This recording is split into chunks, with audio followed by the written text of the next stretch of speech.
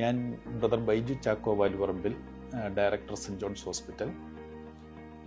Cent John's ഹോസ്പിറ്റലിൽ 1968 Devadasan brother ഫോർട്ടുനാത്തുസ് താൻ ഹോയ്സർ ഹൈറേഞ്ചിൻ്റെ മലയോര പ്രദേശങ്ങളിൽ ആരംഭം കുറിച്ചപ്പോൾ സമൂഹത്തിൽ മാറ്റി നിർത്തപ്പെട്ടിരിക്കുന്ന ജനങ്ങൾക്ക് വേണ്ടിയിട്ട് അവർക്ക് ജീവൻ്റെ പൂർണ്ണത ഉണ്ടാകാൻ വേണ്ടിയിട്ടാണ് മലയോര മേഖലയിൽ ഇങ്ങനൊരു ഹോസ്പിറ്റലിന് ആരംഭം കുറിച്ചത്.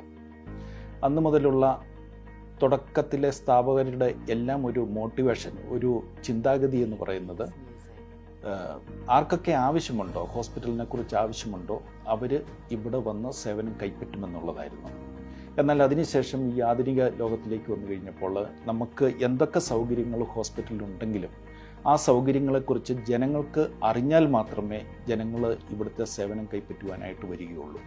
അപ്പോൾ ഇവിടുത്തെ സേവനങ്ങളും പ്രൊഫഷണൽസിനെയും ജനങ്ങൾക്ക് എങ്ങനെ പരിചയപ്പെടുത്തി കൊടുക്കാം എന്നുള്ളതിനെക്കുറിച്ച് ചിന്തിച്ചപ്പോൾ, ആദ്യം ബ്രാൻഡിങ്ങിനെക്കുറിച്ച് ചിന്തിച്ചപ്പോൾ പല പേരുകളും നമ്മുടെ മനസ്സിലേക്ക് വന്നെങ്കിലും പലരും സജസ്റ്റ് ചെയ്തെങ്കിലും നമ്മൾ ഒന്നാമതായിട്ട് തിരഞ്ഞെടുത്ത ഒരു പേര് എന്ന് പറയുന്നത് charms branding solutions India private limited എന്ന എറണാകുളത്തെ സ്ഥാപനത്തെയാണ്.